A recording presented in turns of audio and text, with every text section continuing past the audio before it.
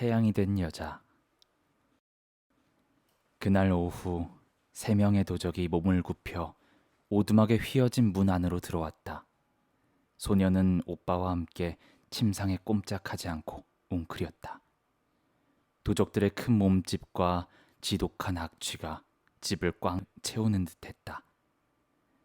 그들이 입은 누더기는 구멍투성이었고 묵지 않은 머리카락은 더럽게 엉켜 있었다. 그들은 장화를 신고 있었다. 소녀는 장화를 신은 사람을 처음 보았다.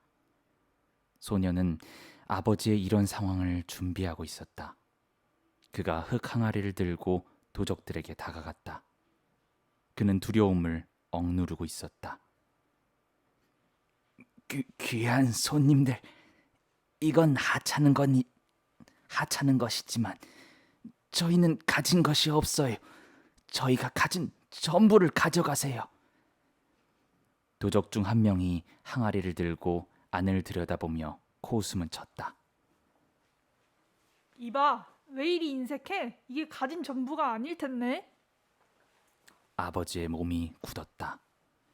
맹세합니다. 이게 전부예요. 아이들이 병든 개처럼 살이 없는 게 보이시죠? 저희는 오랫동안 돌만 먹고 살았어요. 도적이 웃었다. 거짓말하지 마. 돌만 먹었다면 너희 모두 어떻게 살아있어? 고양이가 쥐를 다루듯 느리고 잔인하게 도적이 소녀의 아버지를 밀어 굴러 넘어뜨렸다. 너희 농사꾼들은 모두 똑같아. 닭을 내놓으면서 살찐 돼지는 없는 척하지. 전부 가져와. 소녀의 아버지가 벌떡 일어났다. 그의 얼굴에 변화가 있었다. 놀랄 정도로 빠르게.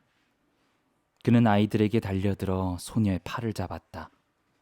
아버지가 침상에서 그녀를 끌어내리자 소녀는 놀라서 비명을 질렀다. 아버지가 아프도록 소녀의 팔을 꽉 잡고 있었다. 엎드린 소녀의 머리 위로 아버지가 말했다. 이 계집애를 데려가세요.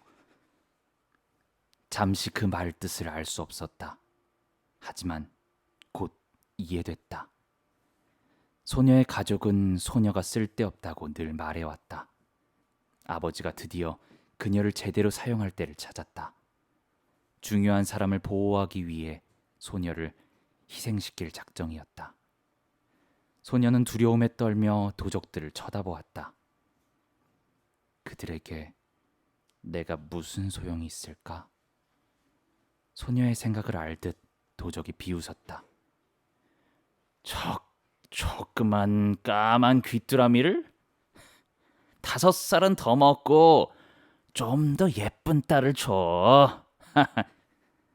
잠시 후 그 의미를 깨닫고 그가 몸을 흔들리게 웃어댔다. 오, 향씨. 그래, 너희 농사꾼들이 정말 다급해지면 한다는 짓이 사실이었군. 소녀는 믿을 수 없어 현기증이 났다.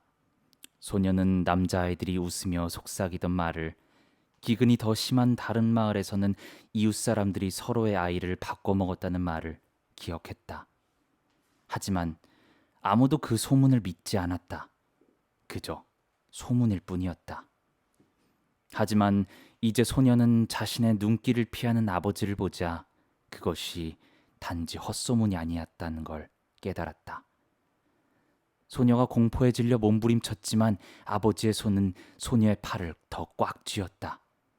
소녀는 눈물을 흘리며 비명을 지르다 숨조차 쉬기 힘들었다. 바로 그 끔찍한 순간, 소녀는 별 볼 일 없는 사람의 운명이 무엇인지 깨달았다. 점쟁이의 말은 중요한 일을 하지 못할 사람이 된다는 뜻이라고 생각했었다. 하지만 그게 아니었다. 그건 죽음이었다. 소녀가 몸부림치며 울고 있을 때 도덕이 성큼 걸어와 소녀의 아버지에게서 낚아챘다. 소녀는 더 크게 울부짖었다. 도적이 숨이 턱 막히며 세게 소녀를 침상으로 집어던졌다. 도적이 강한 혐오감을 보이며 말했다. 나는 배가 고플 뿐이야. 저런 계집애를 건드릴 생각은 없어. 그러면서 그는 아버지의 배를 주먹으로 때렸다. 아버지는 비명도 못 지르고 침을 흘리며 쓰러져 몸을 웅크렸다.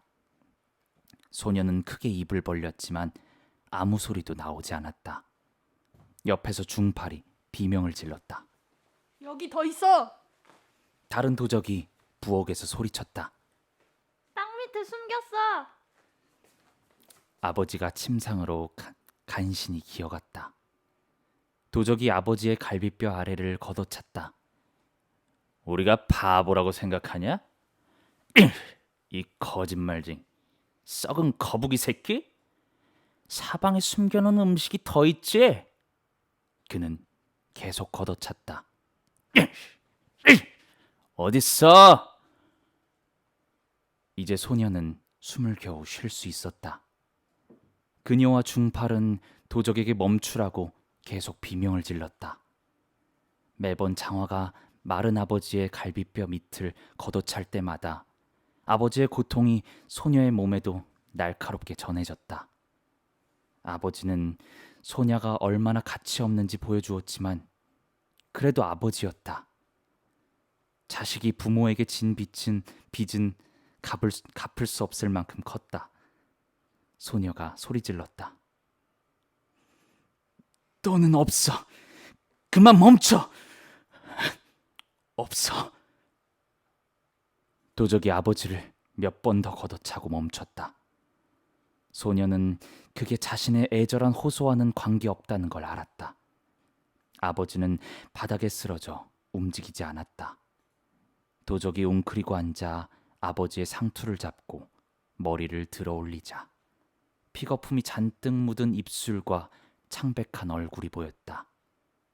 도적이 재수없다고 중얼거리며 머리를 놓아 떨어뜨렸다.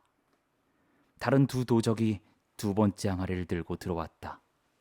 두목, 이게 전부인 것 같아요. 뭐라고? 두 번째 항아리? 정말 굶고 살았나 보군. 두목이 밖으로 나갔다. 다른 두 명도 따라 나갔다. 소녀와 중팔은 두렵고 지쳐서 서로 껴안고 흙바닥에 쓰러진 아버지를 조심스레 살폈다. 피투성이가 된 몸이 자궁 속 아기처럼 바싹 웅크리고 있었다. 아버지는 환생을 미리 준비하며 세상을 떠났다. 그날 밤은 길고 악몽으로 가득 찼다. 깨어나는 건 더 끔찍했다. 소녀는 침상에 앉아 아버지의 시신을 바라보았다. 소녀의 운명은 별 볼 일 없는 인물이었지만 그런 소녀를 낳은 건 아버지였다. 그런데 지금 아버지가 무로 돌아갔다. 그녀는 죄책감으로 몸을 떨었지만 바뀔 건 없다는 걸 잘 알고 있었다. 아버지도 식량도 없이 별 볼 일 없는 운명이 여전히 기다리고 있었다. 소녀가 중팔을 보고 놀랐다. 그는 눈을 뜨고 있었지만 초가지붕을 능시한 채 움직이지 않았다. 소녀는 그도 죽은 게 아닌지 잠시 두려웠다. 하지만 소녀가 그의 몸을 흔들자 그는 가느다란 한숨을 내쉬고 눈을 깜빡였다. 소녀는 뒤늦게 그가 죽을 수 없다는 걸 기억했다. 그가 죽는다면 어떻게 위대한 인물이 될 수 있나. 그걸 알면서도 껍질만 남은 두 사람. 한 명은 살아있고 다른 한 명은 죽은 사람과 같은 집에 있다는 건 소녀가 그때까지 겪은 가장 두렵게 외로운 경험이었다.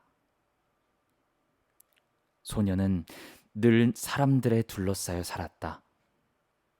혼자라는 게 무엇인지 상상해보지도 않았다. 마지막으로 효도해야 할 사람은 중팔이었다. 그를 대신해 소녀가 죽은 아버지의 손을 잡고 밖으로 끌어냈다. 아버지가 너무 야위어서 소녀가 가까스로 그렇게 할 수 있었다. 집 옆 황토 위에 아버지 시신을 누이고 괭이로 땅을 팠다. 해가 떠올라 대지와 소녀와 하늘 아래에 있는 모든 걸 뜨겁게 달궜다. 소녀의 괭이질은 먼지를 조금씩 천천히 긁어내는 수준이었다. 그림자가 짧아지고 길어졌다. 무덤이 아주 조금 깊어졌다. 소녀는 배고픔과 목마름을 천천히 느꼈다. 소녀는 무덤에서 나와 양동이에 담긴 진흙물을 찾았다. 두 손으로 물을 떠서 마셨다. 솥을 문지르던 고기를 먹다가 쓴맛에 흠칫 놀랐다. 소녀는 집안의 조상 위패 앞에 놓인 2개의 마른 동아씨를 찾았다. 귀신에게 바친 음식을 먹으면 화난 귀신이 찾아와 병에 걸려 죽게 한다고 마을 사람들이 말했던 걸 기억했다. 하지만 그게 사실일까?